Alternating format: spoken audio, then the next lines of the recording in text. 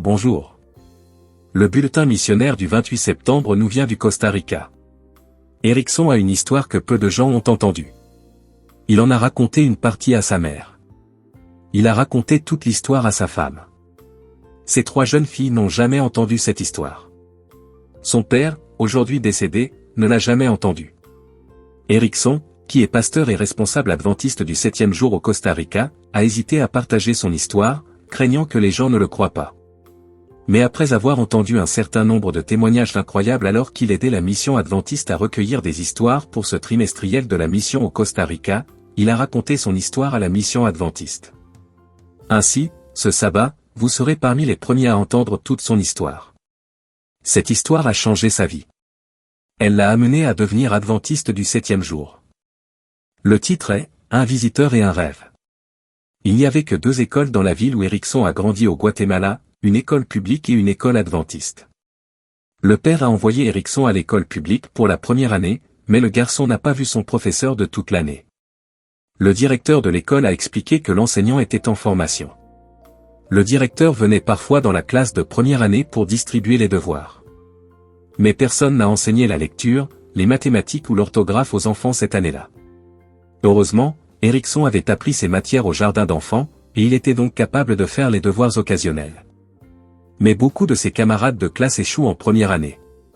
Après cette année-là, le père fut dégoûté par le système scolaire public et inscrivit son fils à l'école adventiste pour la 2e année. C'est là qu'il a appris à connaître Dieu. Avant de s'endormir, Erickson s'agenouillait à côté de son lit pour prier. « Dieu, aide-moi à prendre de bonnes décisions dans ma vie », priait-il. « Aide-moi à l'école. Aide ma famille et surtout mon père. » La famille était pauvre. Le père travaille comme chauffeur de bus loin de la maison, et Erickson ne le voit que quelques fois par an. Malgré la pauvreté, le père parvenait toujours à trouver des fonds pour payer l'éducation d'Erickson à l'école adventiste. En priant le soir, Erickson souhaitait voir son père plus souvent. Protéger le bus et maman afin qu'elle puisse gagner de l'argent pour subvenir à nos besoins, pria-t-il. Amen. Une nuit, alors qu'Erickson avait 11 ou 12 ans, il pria puis s'étendit sur son lit dans la pièce sombre. Ses yeux étaient ouverts, mais il ne voyait rien dans l'obscurité. Soudain, une lumière vive mais douce est apparue au plafond au-dessus de sa tête. Ce n'était pas l'ampoule, Erickson l'avait éteinte avant de prier. La lumière éclairait la pièce. Erickson n'avait pas peur. Il se sentait paisible et détendu. Soudain, un être lumineux passa de la lumière au sol. Erickson vit des bras, des jambes, un corps et une tête. Mais il ne voyait ni yeux, ni oreilles, ni nez, ni bouche, ni aucun autre trait du visage. La tête était entourée d'une douce lueur. L'être s'est agenouillé à l'endroit même où le garçon venait de prier, à côté du lit. Il joignit les mains et inclina la tête. Erickson regarda, se demandant ce qui allait se passer ensuite. Les prières d'Erickson durent généralement 5 ou 10 minutes, mais celle-ci se termina beaucoup plus rapidement. L'être pria pendant 60 à 90 secondes. Puis il se leva et posa une main sur la tête d'Erickson et l'autre sur sa poitrine. La joie remplit le cœur d'Erickson. Il s'est imaginé qu'il voyait Jésus. L'être n'a rien dit. Après avoir touché la tête et la poitrine du garçon pendant quelques secondes, il s'est redressé vers la lumière douce qui brillait toujours au plafond. Puis la lumière s'éteignit et la chambre retomba dans l'obscurité. La paix et le calme envahissent Erickson. Il ne sentait que du bien dans la pièce. Il s'endort rapidement. Le lendemain, Erickson raconta son expérience à sa mère. Il se sentait plus proche de Jésus que jamais. Mais ce n'était pas la fin de l'histoire. Plusieurs mois plus tard, Erickson fit un rêve sur le sabbat. Il fréquentait une église le dimanche depuis son plus jeune âge et continuait à y aller pour faire plaisir à son père. Mais après s'être inscrit à l'école adventiste, il avait aussi commencé à aller à l'église adventiste le sabbat. Dans son rêve, Erickson se trouvait dans l'église de son père pendant un service religieux. Soudain, les statues de saints qui tapissaient les murs de l'église se mirent à bouger. Leurs bras et leurs jambes bougent. En riant, elles ont poursuivi le garçon terrifié autour de l'église.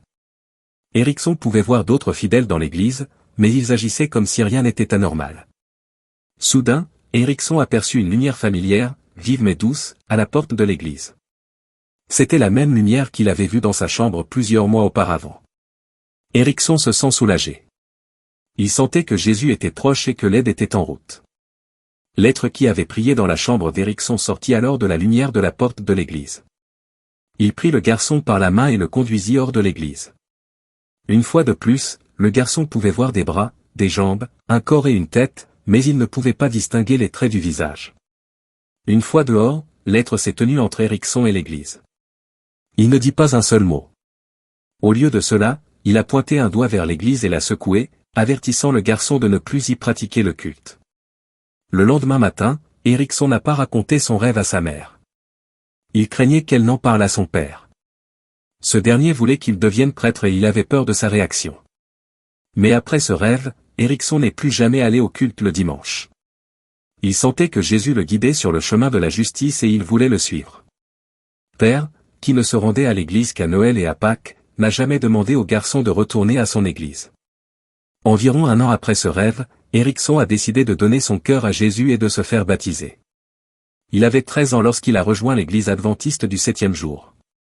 Aujourd'hui, Éricsson Bala est un pasteur et un responsable d'église qui supervise la mission dans son pays d'origine, le Costa Rica. Il a décidé de rompre le silence sur son passé pour rappeler, en ce 13e sabbat, que Dieu est actif dans la mission au sein de la division interaméricaine, qui comprend le Costa Rica et le Guatemala.